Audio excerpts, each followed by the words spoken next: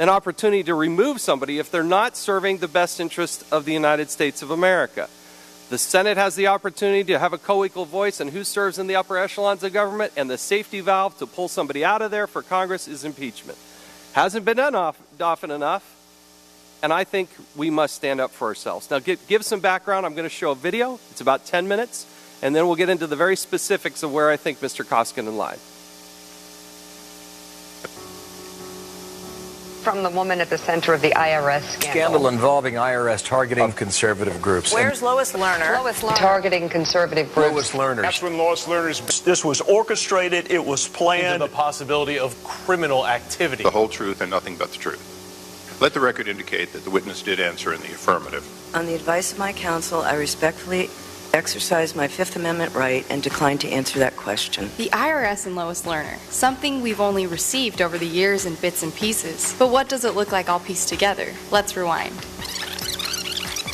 In 2013, the IRS admitted to the selective intentional targeting of American taxpayers based on their political beliefs. This is Lois Lerner. She was the IRS employee with the most knowledge of the intentional targeting, but when called to testify, she refused. With the key witness unwilling to cooperate, to get to the truth, Congress had to obtain and review documents. What followed was a sequence of obfuscation, obstruction, and destruction of evidence by the IRS, which has left the American people with no real answers to why their First Amendment rights were violated.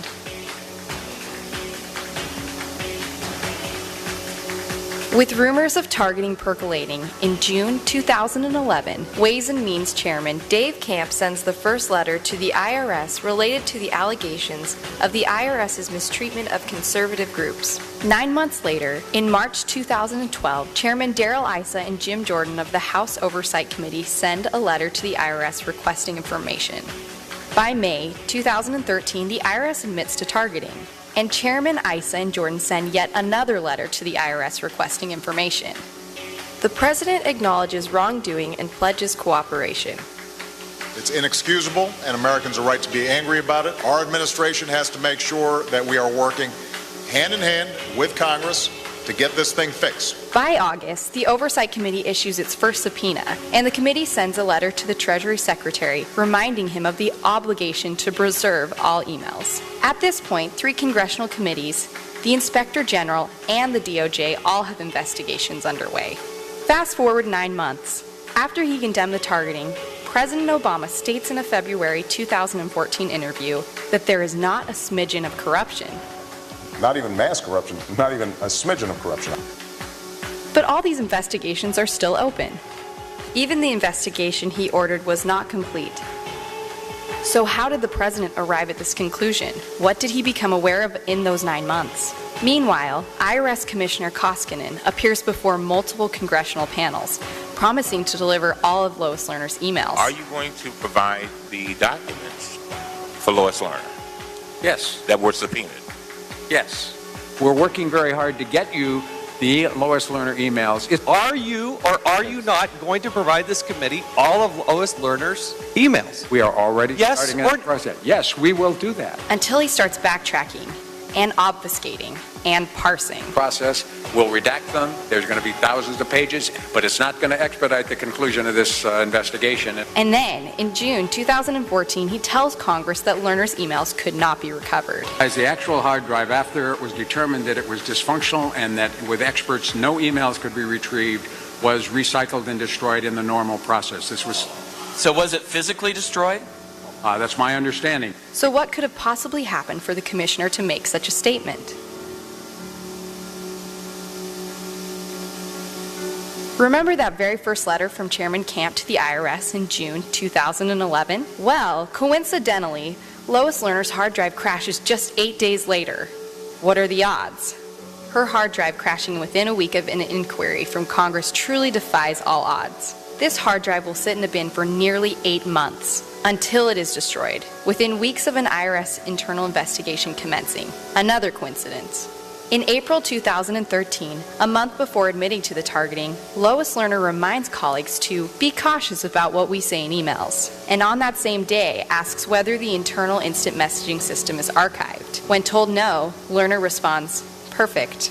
So back to May 2013. The IRS just admitted to targeting and the president just promised cooperation. Lois Lerner comes before Congress and takes the fifth. And on the exact same day, nearly 2 years after Congress started asking questions, the IRS finally issues a non-destruct order to all IRS personnel. So with an admission of targeting, subpoenas, and investigations underway, we return to the president's peculiar comments from February 2014.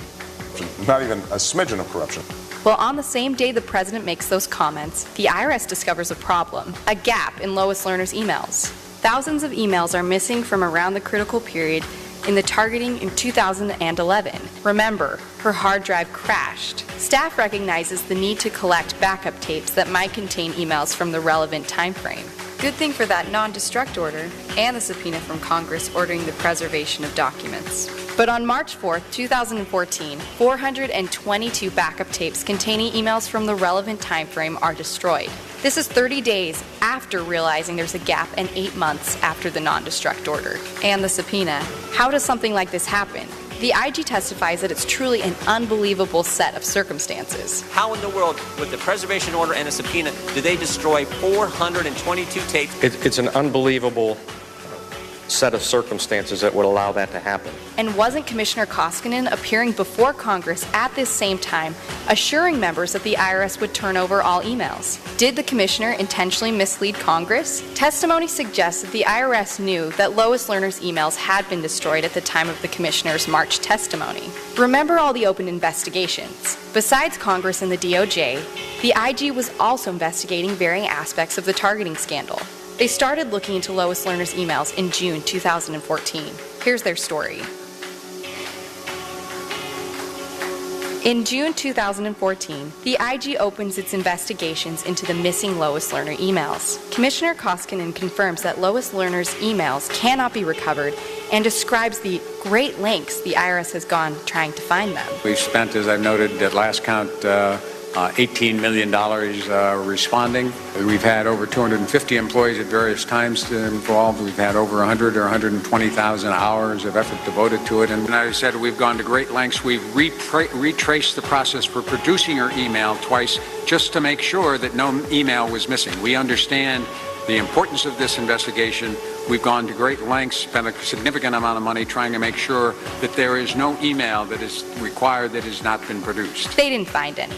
Meanwhile, the IG is looking for backup tapes. Just 15 days into their investigation, the IG drives 1.5 hours from D.C. to an IRS facility in West Virginia and asks for backup tapes used to back up Lois Lerner's email account. They are handed 744 tapes. It's identified the 744 backup tapes that met this criterion, and TIGTA took possession of all of the identified 744 backup tapes. Attendants at the facility said no one ever asked them for the tapes, but that they've been there all along. IRS in testimony and letters stated that it left, and I quote, "no stone unturned," end quote, to recover the emails. Was that true? And we were able to recover emails. So it would appear that that statement is That a statement relative was statement. not true. July 2014, IRS officials testified that it, quote, confirmed the emails were unrecoverable, end quote. Given that recoverable data still existed on the tapes, was that statement true? It would not appear to be true. It would not appear to be true, and I quote, "no way," end quote, to recover them. Was that true? That would not appear to be true. That would not appear to be true. We have established here today multiple incidents where the IRS did not tell the truth. Throughout the course of their investigation, which went into the summer of 2015, the IG recovers 1,000 unique emails that were never turned over by the IRS. But what did they do with these emails? To the best we can determine through the investigation, they just simply didn't look for those. So for the over 1,000 emails that we found on the backup tapes, we found them because we looked for them. They had them. They were under subpoena. What a coincidence. Remember those 422 tapes that were destroyed after the IRS knew they were missing emails? And after the non-destruct order was in place? And 8 months after the subpoena? If those had been properly preserved, an additional 24,000 emails may have been recovered. And maybe there would be answers. But the American people will never know Because the IRS didn't do its job of preserving the information the way it was obligated to do. The IG also concluded in its investigation that the IRS neglected to search sources beyond Lois Lerner's hard drive for emails. How many potential sources for recovering Ms. Lerner's emails existed for the IRS? We believe there were 6. The hard drive would have been a source, BlackBerry, backup tapes, server drives, the backup tapes for the server drives, and then finally the loaner laptops. How many of these 6 did the IRS search? We're not aware that they searched anyone in particular. They didn't look for backup tapes. They didn't look at her BlackBerry. They didn't look at the server, or backup server, or the loaner laptop. So what great lengths did they really go to? On the advice of my counsel, I respectfully exercise my Fifth Amendment right and decline to answer that question. The bottom line, IRS didn't fulfill its legal obligation to respond to Congress. They didn't preserve information. They didn't try to find the information. They misled Congress for years. Their failings leave the American people in the dark about how their First Amendment rights were trampled upon. There must be accountability. Mr. Chairman, thank you for allowing us to show that video. I want to